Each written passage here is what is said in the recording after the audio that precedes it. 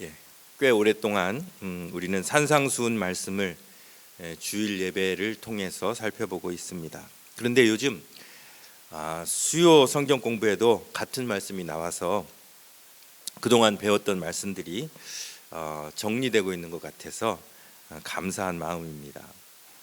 특별히 지난 수요 성경 공부에서 배웠듯이 이 산상수훈은 이 말씀을 지킴으로 인해서 구원을 얻는 어떤 구원의 조건으로 주어진 말씀이 아니라 이미 은혜로 구원을 받은 백성에게 그 나라에서 어떻게 살아야 할지를 가르치시는 새로운 법입니다. 다시 말씀드리면 천국에 들어가는 조건으로 주어진 법, 그리고 이미 천국에 들어간 사람에게 이렇게 살라고 주어진 법, 그 사이에는 어떤 차이가 있을까요? 어떤 기관에서 젊은이들에게 조사를 했습니다.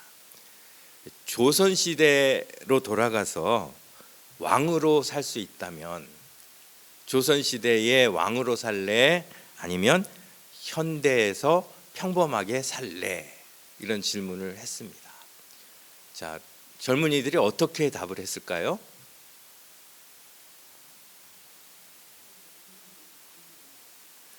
여러분들에게 한번 질문을 드려보겠습니다.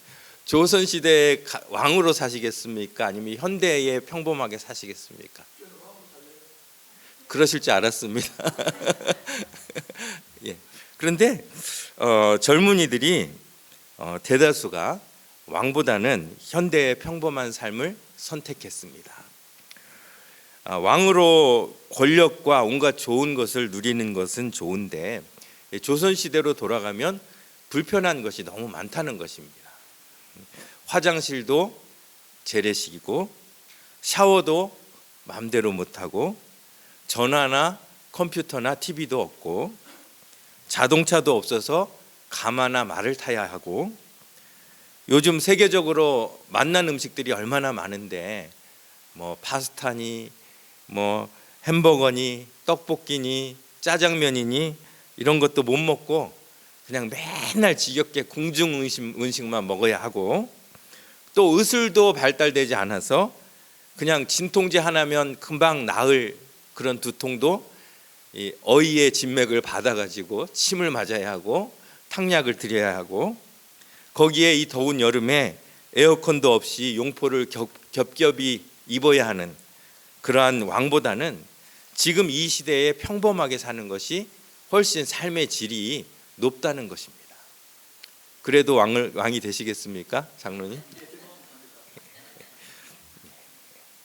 자, 그럼 반대로 만일 조선시대의 왕에게 200년 뒤에 이 미국이란 나라에 대하여 설명을 해주면서 200년 뒤로 가면 이렇게 편리함을 다 누릴 수 있다.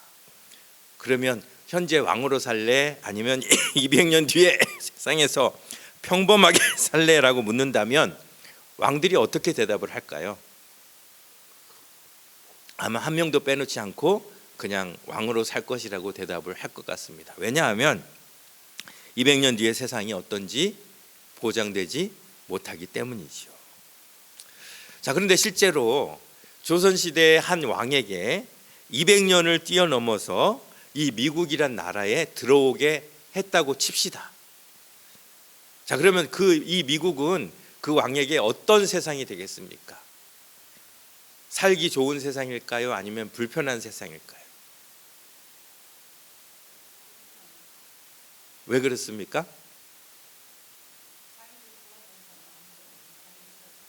예, 그렇죠.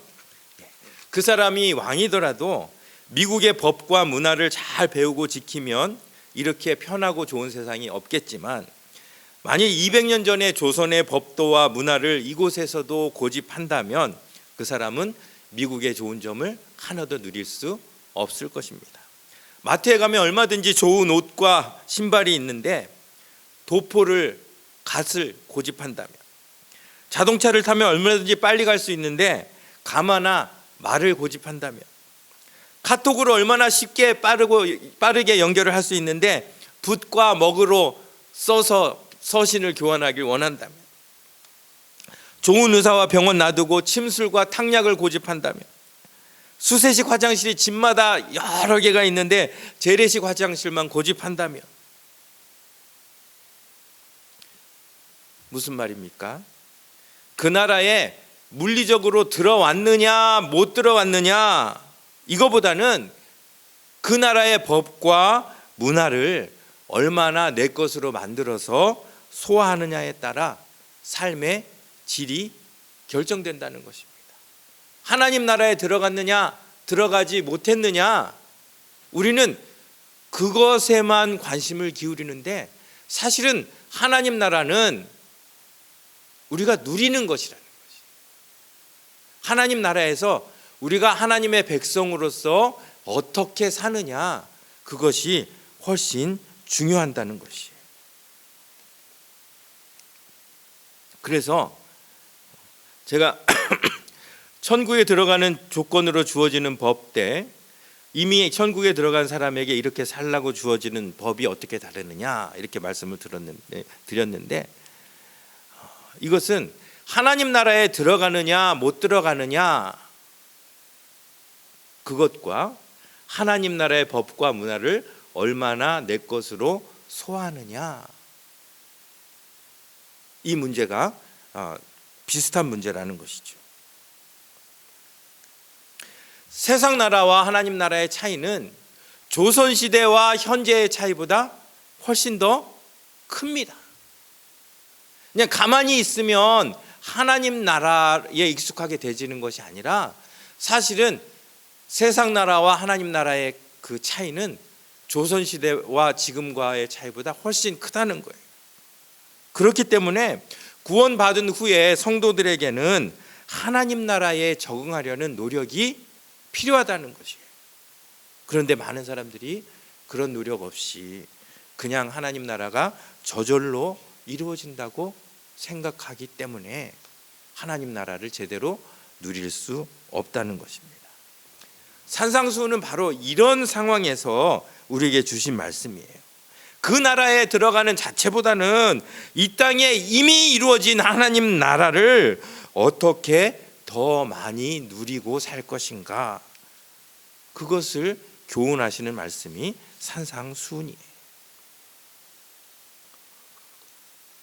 예수님이 경계하시는 바리새인과 서기관들은 미국에 와서도 여전히 조선시대에 갓을 쓰고 도포를 입은 조선인들과 같다는 것이에요.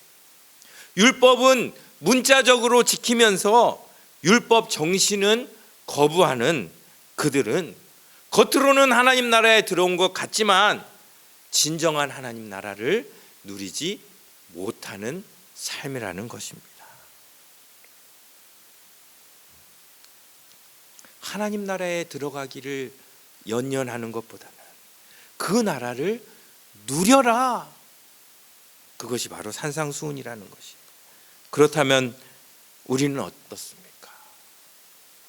정말 하나님 나라를 우리가 온전히 우리의 삶 가운데 누리고 있습니까? 아니면 여전히 갓쓰고 도포 입은 채로 하나님 나라에 적응하려는 그러한 노력은 거부한 채 고집스럽게 옛 모습을 그대로 살아가고 있습니까? 자, 우리가 배웠듯이 이 산상수훈을 해석하는 열쇠는, 산상수훈이 마태복음 5, 6, 7장인데 그 전체를 해석하는 열쇠는 마태복음 5장 17절부터 20절 말씀입니다. 내가 율법이나 선지자를 폐하러 온 줄로 생각하지 말라. 폐하러 온 것이 아니요 완전하게 하려 합니다. 너희 의가 서기관과 바리새인보다 더 낫지 못하면 결코 천국에 들어가지 못하리라. 율법을 문자적으로 준수하는 서기관과 바리새인의 의가 아닌 원래 율법이 주어질 때 하나님이 기대하셨던 율법 정신으로 돌아가야만 완전한 하나님 나라를 누릴 수 있다는 말씀입니다. 여기서 천국에 들어가지 못하리라 라는 이 말씀 때문에 율법의 준수가 마치 천국에 들어가는 조건처럼 보이기도 하는데, 그렇지 않습니다. 이 말씀은 오히려 바리새인과 서기관들처럼 율법을 문자로 지키는 사람은 천국에 아무도 없을 것임을 우리에게 말씀하시는 그러한 의미예요. 예수님의 진정한 관심은 율법을 폐하는 것이 아니라 율법을 어떻게 해요? 완전하게 하는 것이에요. 그렇다면 율법을 문자적으로 준수하는 것이 아니라 율법 정신을 어떻게 회복할 것인가, 거기에 예수님의 관심이 있다는 것입니다. 이 산상수훈을 해석하는 열세 구절이 이 마태복음 5장 17절에서 20절이라면 이 구절에 대한 답은 어디에 나올까요? 바로 오늘 우리가 본문으로 읽은 7장 12절 말씀입니다. 자, 마태복음 5장 17절과 마태복음 7장 12절에는 공통점이 있습니다. 어떤 공통점이 있을까요? 여러분 한번 성경을 찾아보세요. 자, 17절은 여기 나오니까 내가 율법이나 선지자를 폐하러 온 줄로 생각하지 말라 했는데, 자, 주보에 마태복음 7장 12절이 나오죠. 그러므로 무엇이든지 남에게 대접을 받고자 하는 대로 너희도 남을 대접하라. 이것이 율법이요 선지자니라. 자, 어떤 공통점이 있습니까?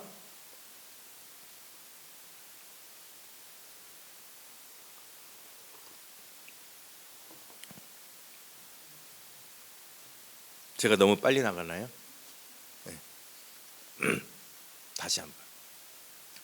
자, 마태복음 5장 17절에 내가 율법이나 선지자를 폐하러 온 줄로 생각하지 말라. 폐하러 온 것이 아니요 완전하게 하려 함이라. 이 말씀하고, 그다음에 7장 12절에 그러므로 무엇이든지 남에게 대접을 받고자 하는 대로 너희도 남을 대접하라. 이것이 율법이요 선지자니라. 이렇게 했는데 이 두 구절의 공통점이 뭘까요? 율법과 선지자죠. 율법과 선지자. 자, 율법과 선지자는 무슨 의미입니까? 구약 성경을 가리키는 거예요. 이 당시에 신약 성경은 아직 나오지 않았을 때, 그렇죠? 성경은 구약만 있을 때예요. 근데 구약이 율법과 선지자로 이루어졌다는 것이에요. 모세 오경은 율법이고 나머지는 선지자들에 의해서 기록된 그러한 말씀이에요. 그래서 예수님이 율법과 선지자라고 이야기하는 것은 구약 성경, 이렇게 이해를 하시면 돼요. 그래서 5장 17절 말씀, 내가 율법이나 선지자를 폐하러 온 줄로 생각하지 말라. 폐하러 온 것이 아니요 완전하게 하려 함이라. 이 말씀을 어떻게 읽을 수가 있어요? 내가 성경을 폐하러 온 줄로 생각하지 말라. 폐하러 온 것이 아니라 완전하게 하려 함이라로 읽을 수가 있는 것이에요. 자, 그러면 이 성경, 율법과 선지자를 성경으로 바꿔서 7장 12절을 읽어보겠습니다. 자, 그러면 어떻게 됩니까? 그러므로 무엇이든지 남에게 대접을 받고자 하는 대로 너희도 남을 대접하라. 이것이 율법이요 선지자니라. 네, 이것이 성경 전체의 가르침이라. 이렇게 읽을 수 있다는 것입니다. 자, 우리가 하나님 나라는 뭘까? 여러분, 하나님 나라는 뭡니까? 하면 대답하기가 쉽지 않죠. 그런데 그냥 간단해요. 예수님이 그냥 한마디로 딱 말씀해 주셨어요. 하나님 나라는 무엇입니까? 대접을 받고자 하는 대로 서로 대접하는 나라. 그것이 하나님 나라라는 것이. 하나님이 이 땅에 예수님을 왜 보내셨습니까? 예수님이 왜 십자가에 달려 돌아가셨습니까? 물론 우리를 죽음에서부터 구원하시기 위해서인데, 그리고 그 후에는 그냥 구원하면 끝이 아니잖아요. 그 후에 어떤 일이 있어져야 합니까? 구원받은 백성들이 남에게 대접을 받고자 하는 대로 서로 대접하는 그런 관계가 이루어져야 한다는 것이.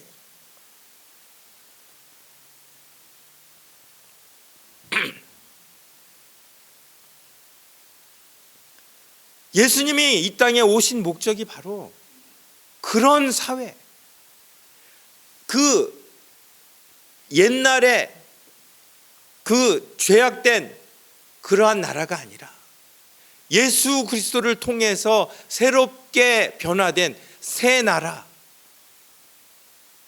그리고 그 새 나라의 모습은 대접을 받고자 하는 대로 남을 대접하는 나라라는 것이. 우리 7장 1절 말씀 보면 비판을 받지 아니하려거든 비판하지 말라는 말씀이 나오죠. 이 말씀이 결국은 어디서부터 나오는 거예요? 이 7장 12절 말씀부터 나오는 거예요. 외식하지 말라. 뭐예요? 7장 12절 말씀에서부터 나오는 거예요. 자, 그렇다면 우리 길교회는 어떤 공동체인가? 정말 하나님이 원하시는 그런 공동체인가? 정말 내가 대접을 받고자 하는 대로 남을 대접하는 그러한 관계 가운데 우리가 살고 있는가 한번 생각해 보자는 것이죠. 여러분 어떻습니까? 감사하게도 우리 길교회는 정말 이런 공동체의 모습이 많이 보이는 것 같아요. 이번에 제가 아프면서 특히 그런 느낌을 많이 받았습니다. 많은 성도들이 자기 몸처럼 돌봐주시고 관심을 보여주셨습니다. 그런데 목회자인 저에게뿐 아니라 성도들끼리 서로 돌봐주는 모습이 참 얼마나 보기 좋은지 모릅니다. 이것이 교회를 세우신 목적이고 이것이 우리를 구원하신 목적이라는 것이. 예수 믿고 죄 사함 받아 일단 교회의 일원이 되면 우리는 하나님 나라에 입국을 한 겁니다. 들어간 거예요. 그리고 그렇게 하나님 나라에 들어간 후에 가장 먼저 배우고 실천해야 하는 것이 무엇이든지 남에게 대접을 받고자 하는 대로 너희도 남을 대접하라 이거예요. 조선의 왕이 200년 후에 미국에 와가지고 제일 먼저 배워야 하는 게 뭘까요? 예수를 믿지 않던 사람이 예수를 믿고 교회의 일원이 되어서 제일 먼저 배워야 되는 것이 바로 이거라는 것이에요. 이 정신이 없는 공동체는 존재 목적과 이유를 다 잃어버리게 되는 것이에요. 그런데 안타깝게도 믿는 성도들이 오히려 남에게 피해를 끼치고 또 다른 사람을 이용하는 경우를 종종 봅니다. 그 결과 예수님이 피 흘려 사신 이 공동체가 하나님 나라의 모습에서 점점 멀어지게 되고 성도들은 그 안에서 서로 마음이 굳어지고 서로 멀어지게 됩니다. 그러면 누가 가장 좋아하겠어요?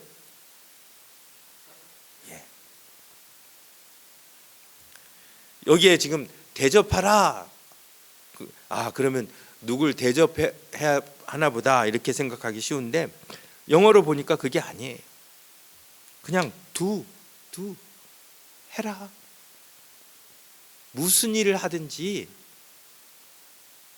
나에게 내가 대접받고자 하는 대로 다른 사람에게 해라.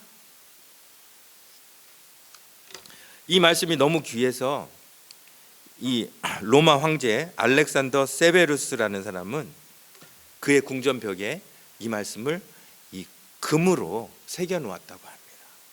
그래서 이 말씀의 별명이 황금률이라고 이렇게 붙었어요.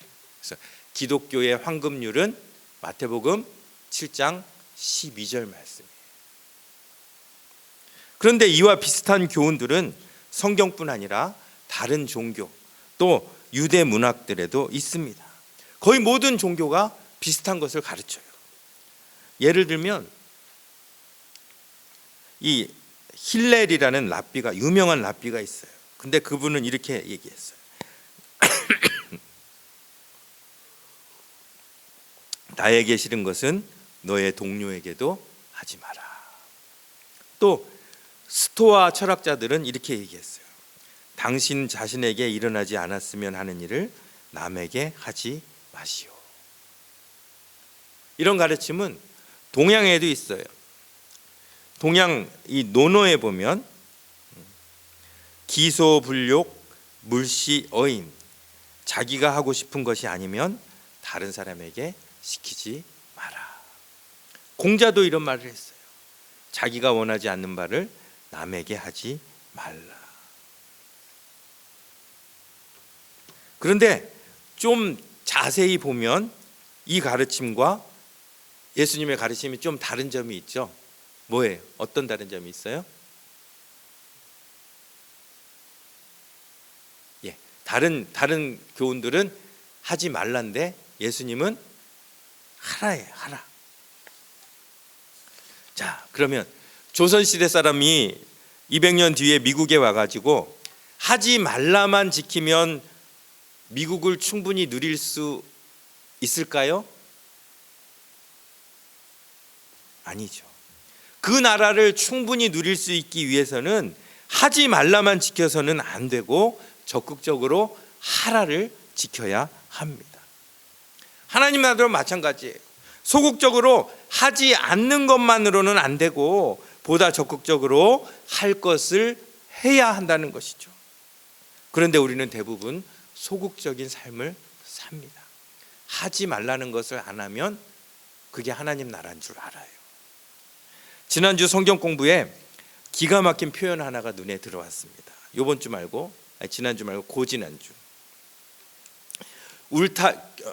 교회라는 울타리 안에 격리되어 살아가는 그리스도인이 아니라 교회 밖 세상에 대해서도 소금과 빛의 책임감을 가져야 한다라는 말씀. 대부분의 그리스도인들이 교회라는 벽에 갇혀서 격리되어 살아간다는 것이, 그것이 하나님 나라인 줄 안다는 것이.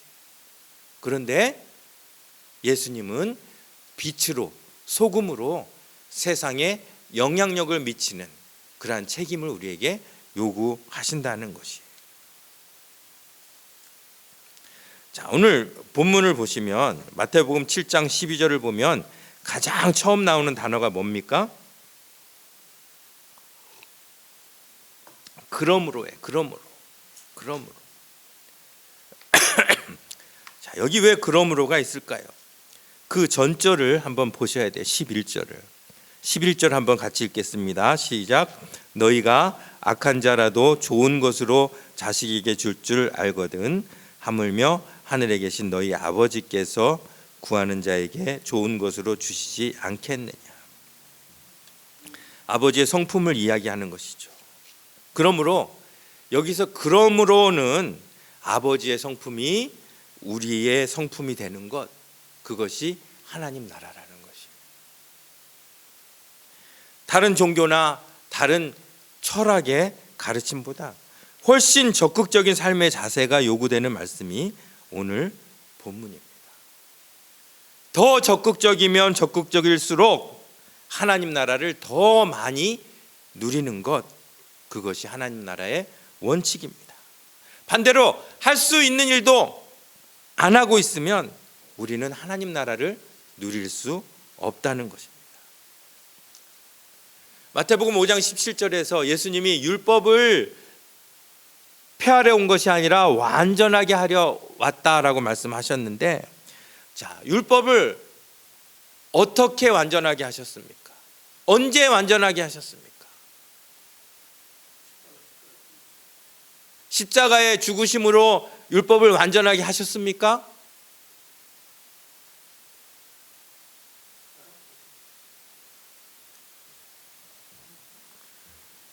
율법을 완전하게 하는 것은 예수님 혼자 하시는 게 아니에요.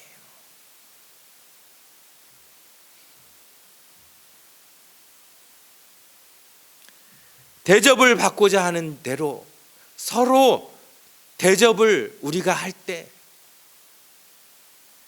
율법이 완전하게 이루어지는 것입니다.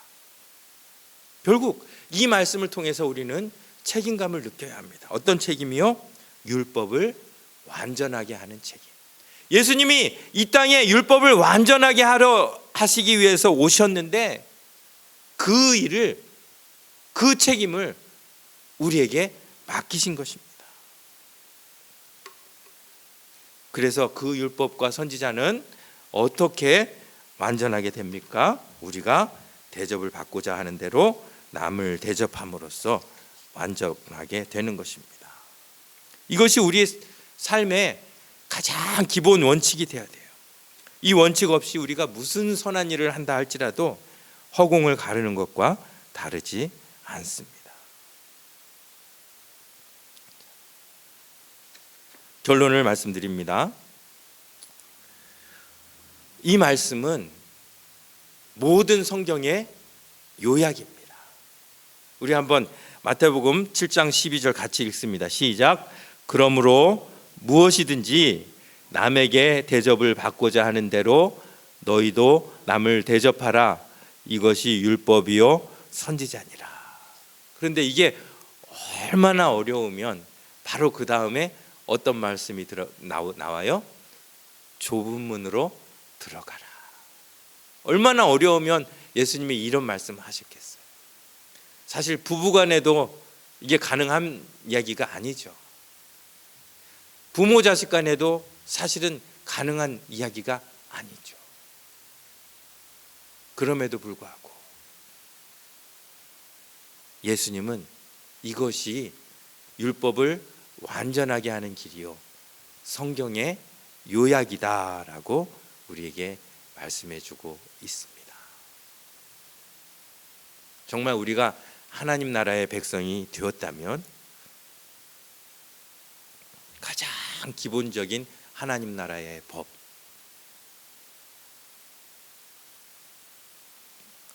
그 법을 이해하고 지키는 노력이 우리에게 필요한 줄 믿습니다.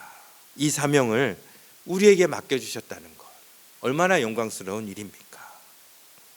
남을 대접을 받고자 하는 대로 남을 대접하는 사람, 이것이 우리 길교의 성도들의 특징인 것을 이 시간 기억하며 이 말씀대로 살아드리는 저와 여러분들 다 되시기를 간절히 바랍니다. 기도하겠습니다.